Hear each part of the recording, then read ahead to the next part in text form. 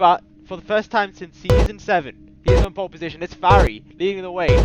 But the 5 lights are about to go black now, and they're out.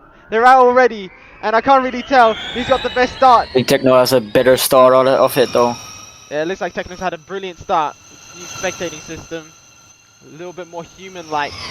But here we go into turn 1. There's a kerfuffle of cars, but it seems like oh no, who's that? It was that.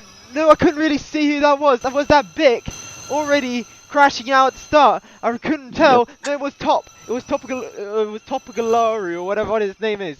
I'm gonna have to check the library again for his name. That's racing in P1. Oh my god. Racing is leading. With Marcelo. We're witnessing history here with Marcelo and Racing out of all people leading away. But it's now Racing. Wacky into P3 as well. This is a very weird situation. I've never seen this before. Oh, this looks sick. This is a 3-way fight that we didn't expect heading into the race. Nobody expected this to happen. Marcelo takes the title line. Up into the lead he goes. But as Racing hits the wall, Marcelo will get into P1 now. He probably will. They are so clear of the rest. It is pretty shocking. What the hell? How have they done that? Racing gets a better apex, and it looks like Racing this time, without attack mode in his helm, leads a race. And they go in. As Racing already into the pits. That's very early. It's into lap 3 now. I mean, it's what you said, indeed. It's the best few laps of his life, I bet. But it's now Marcelo leading the helm. Look at those sector times. The quali-softs are somehow still getting the pace in. Weki and Marcelo both into the pits. Both of them. Now, their sector 2 was 1 entire second quicker than the soft runners. People who inherit the race lead is home hero Pierre Luca, who was doing exceptionally well in the test race we had last weekend as a replacement for the cancelled round 3 Rome E-Prix. Doing too bad of a job, but he's now lost the podium spot as Clocks has actually gotten past Cesaretto here. What is going on with Cesaretto? Yeah, this does not look like the best race of Cesaretto. Clock slow, trying to switch back, but Rizzo gets it done and gets past. As Felipe Ngoya seems to be the one who ties the best out of the two we're watching at the minute. It is now Felipe Ngoya versus Farad Farid. Now down, up into... No, not down. Up! And now soon to be down through one of the more difficult parts of the track, known as the Colosseum section. Look at that. The Techno has a way more structured line than Clocks, but Clocks still seems to get in later. Ooh, Techno hits the wall 2 times in a row. Yeah, that's gonna have a big toll on him. You look indeed, 1.3 seconds. That's a very good gap, actually. Oh, Felipe Ngoya versus Cesaretto. These are teammates, by the way. Felipe Ngoya was leading the championship. Now he's been passed by Jerry, but Jerry gets up to P2 ahead of who's that? Faryad Farid.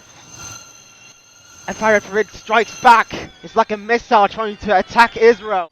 Luca genuinely looks like he's having a fun league of his own right now. Yeah, he's very comfortable in P1. Yeah, Pierre Luca's having one heck of a race for his standards. As I just see that knee joined there. I think Pierre Luca has might have worse tires right now because he is certainly pushing them. He's pushing them, but behind him there's a lucrative fight here. A significant battle going on here as they both pit. They both pit. Jerry stays out, however. Stingray Jerry stays out, which leaves the room open for a hole to be 1-2 at the moment. That's crazy. Oh, Cesaretto breezing past both Fari and Pierluca in almost less than a sector. As he goes purple as well. Pierre Luca still stays out, but oh, what a move! These shots are brilliant. This is an incredible fight. Oh, on the inside, both tap the wall ever so slightly, but Cesaretto on top as we see them exit the final corner in position.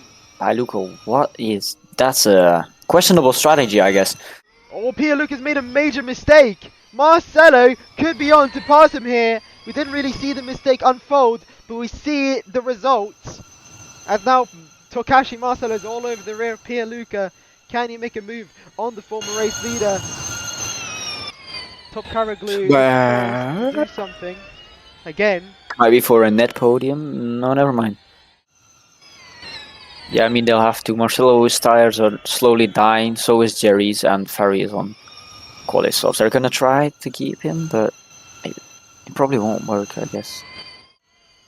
As Oh, Top Carraglu! 2 wheels off the car in the middle of the road. How has that happened? Oh my god, How has that that's a happened? major turning point. Major crash and a significant blow to the race lead that could be potentially undone here as Theo Bicknell passes the stricken car of Top Carraglu. Top Carraglu, who's running P10 for almost the whole race, has now lost his tyres and lost his wings now because he won't be able to drive on. Pierluca goes into the pits, so Did again. solid for him as it's Racing Best who will lead the charge. Still hasn't pitted. Well, I don't really know what he's doing. special. He Could Theo overcut some people here? Oh, he's overcut a few. not off yet. Now he is. And he just And fucking he's bumped tapped into the the wall. wall. I mean, wow, what a fantastic restart.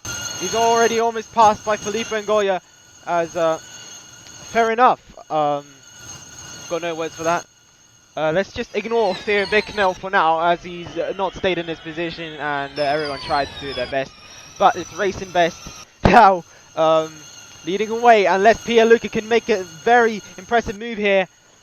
Pierluca now trying to swap down into the inside. He can't do it though. Felipe Ngoya versus Pierluca versus Racing Best, and they all swap positions here as it's Felipe Ngoya who ends up on top in this little battle here, in this little sequence of drivers here, as Weki's now lost plenty of positions here. Ooh, Racing Best clips the ball again. I'm left wondering that, but Clocks is pretty safe in P8. Everyone in front of him right now is on quali soft, so I think he's trying to perform an undercut, managing these softs, which he has to manage for about, I don't know, like 8 laps since the safety car 2 laps ago. Looks like Cesar Rizzo's got lots under control if he just stays out on these soft tyres. He's going to have to nurse them though, if he wants to stay up for the rest of this race. Remember, he's been on these laps for already 2 laps.